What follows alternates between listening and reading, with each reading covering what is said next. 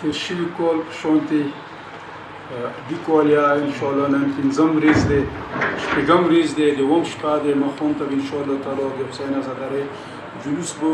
مرکزي امامبرګانه انشاءالله وځي به لکه مو میټینګ کې اخري خبرې په دغه وشوې څه یو خو به دې کالې جلوس ټیک ټایم سره به وځي په اوکامه 9 بجې وړومبی دسته هغه څوک دغو دستو کې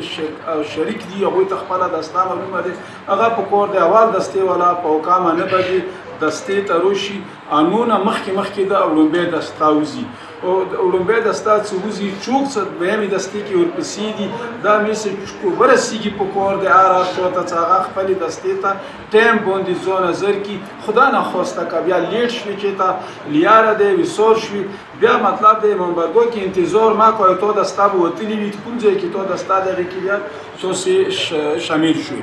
دې نه علاوه دستو والا سره انشاءالله موږ ډېر ښه ماحول کې میټینګ وشو ډېر مینې محبت سره چې کوم لیارې کې مزال دی انشاءالله هغه به روایاتو په مطابق کوم ځای کې دعا دی هغه به مختصره دعا کیږي کوم ځای کې فاتحه دی هغه به مختصره فاتحه کیږي بیا به هغه واپسي کوي انشاءالله کله دوباره مرکزي امامبرګو ته داخل شي ټولو دستو سره مو دا خبره داسې وشوه اتفاق سره برادرانه ماحول کې چې هغه به دلته مختصر ټیم کې وانه ښایي هغه نه وروسته به هغوی هغې لیارې باندې چې هغوی ته کومه لیاره مختص شوي دی په کومه لیارې باندې جلوس سره چې هغه په دې واپسي نه کوي هلته جلوس ته نه متاثر کېږي هلته مطلب دی چې زنازنو ته تکلیف جوړېږي هغه په کور دی واپسي په بلې لیارې کوي مثال کې طور باندې څه دغه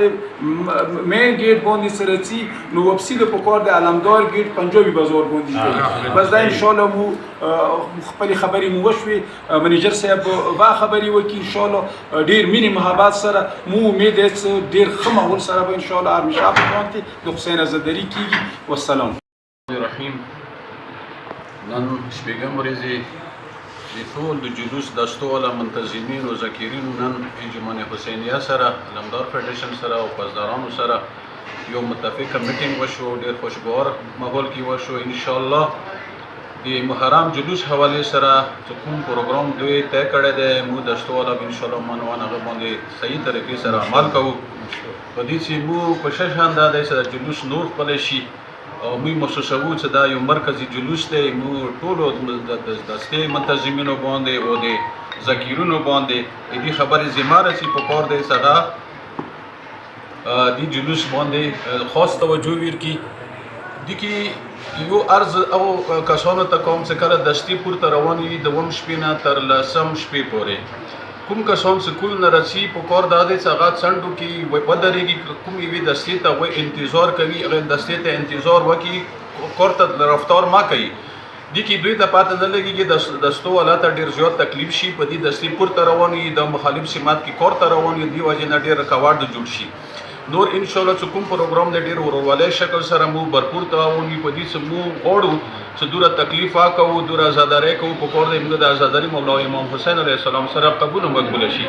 مو انشاءالله داسې کار بالکل نه کوو چې هغه مو محسوسه کړو چې دا د خپل یو جلوس د شان خلاف دی مو ذمه دار حالو کې انشاءالله او کوشش هم دا کوو چې هر یو کار ښه طریقې سره وشي او دې کې مو سوشل میډیا باندې یو پیغام پوسټ کړی و چې هغه کې موږ زناو خلکو نه دا تجاویز غوښتی و چېرې مو لګیا یو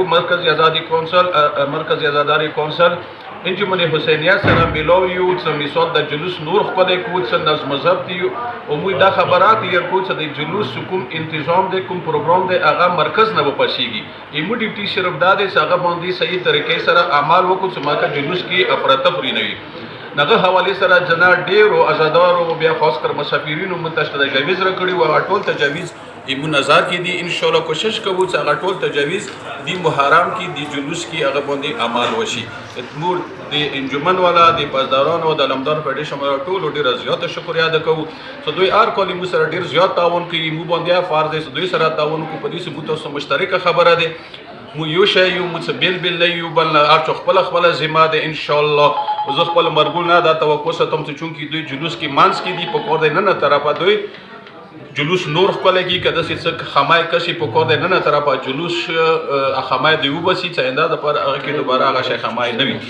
او زه ټول بیا شکر یم خاص کړی د ټول مرګونو څخه ان شاء الله یو بل سره ډیر تعاون کوي کوم څوارل د سی وی اف اوان نه ونی سخیره پوری مو یو شایو یو خبره ده یو پروګرام ده یو مازداری ده ان شاء الله مو خدای وکیل د ازاداری مولا امام حسین اعظم څخه قبول وکړي